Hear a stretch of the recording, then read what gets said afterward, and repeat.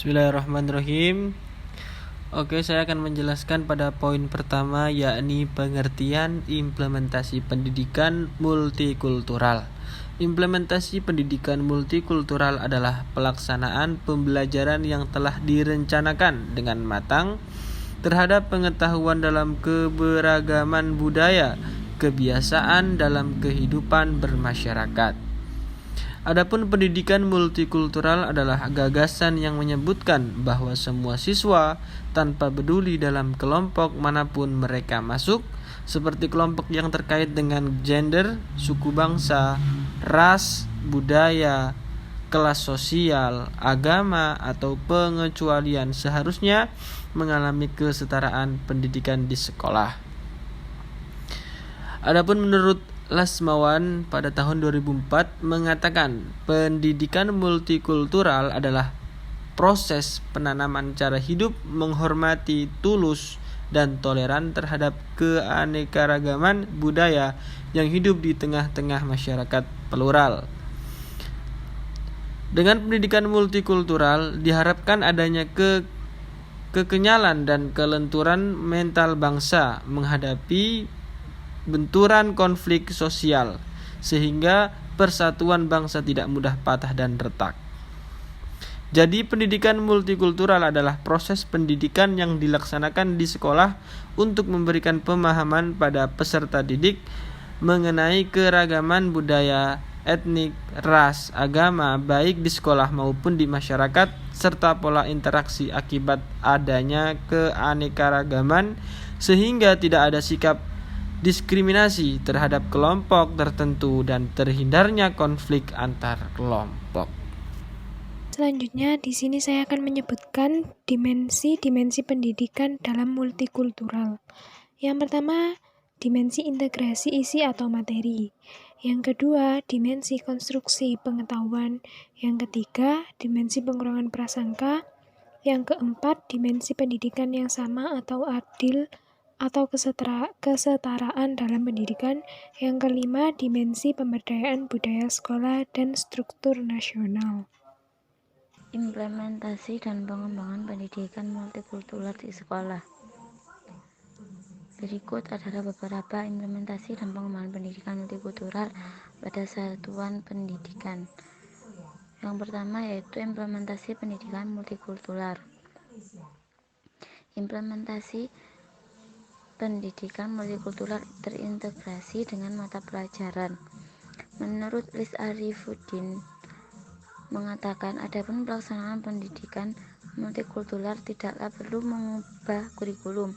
Pelajaran pendidikan multikultural dapat terintegrasi pada mata pelajaran yang lainnya. Hanya saja diperlukan pedoman bagi guru untuk menerapkannya. Yang utama kepada para siswa perlu diajarkan mengenai toleransi, kebersamaan, HAM, demokratisasi, dan saling menghargai. Kemudian yang kedua yaitu implementasi pendidikan multikultural melalui kegiatan pengembangan diri. Yang pertama yaitu pengembangan diri terprogram.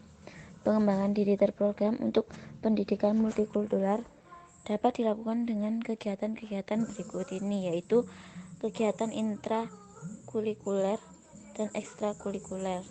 Kegiatan intra dan ekstrakurikuler yang ada di sekolah meliputi organisasi siswa intrasekolah, pramuka, kegiatan olahraga, dan lain-lain yang tentunya akan diikuti oleh siswa yang berasal dari berbagai etnis dan budaya.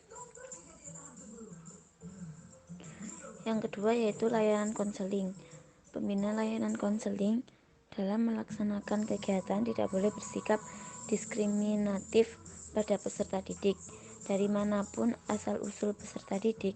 Ketika mengalami kesulitan dalam pengembangan diri, pengembangan sosial, pengembangan kemampuan belajar, dan pengembangan karir harus dilayani secara optimal. Kemudian yaitu pengembangan diri tidak terprogram. Pengembangan diri tidak terprogram untuk pendidikan multikultural dapat dilakukan melalui kegiatan-kegiatan pembiasaan, spontanitas, dan pembinaan disiplin seperti bersalam-salaman antar siswa dengan guru, siswa dengan siswa, dan siswa dengan tata usaha. Kemudian implementasi yang ketiga yaitu implementasi pendidikan multikultural melalui muatan lokal. Muatan lokal merupakan mata pelajaran yang dikembangkan sesuai dengan kebutuhan satuan pendidikan. Satuan pendidikan dapat menyelenggarakan satu mata pelajaran muatan lokal setiap semester.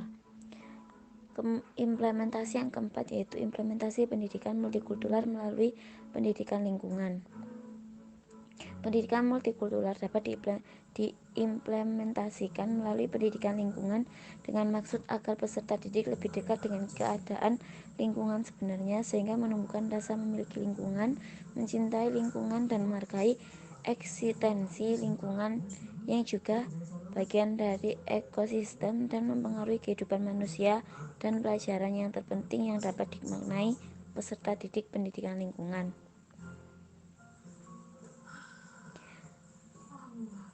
Sekian penjelasan saya mengenai implementasi multikultural di dalam sekolah. Baik, di sini saya akan menjelaskan poin yang terakhir, yaitu urgensi pendidikan multikultural di Indonesia.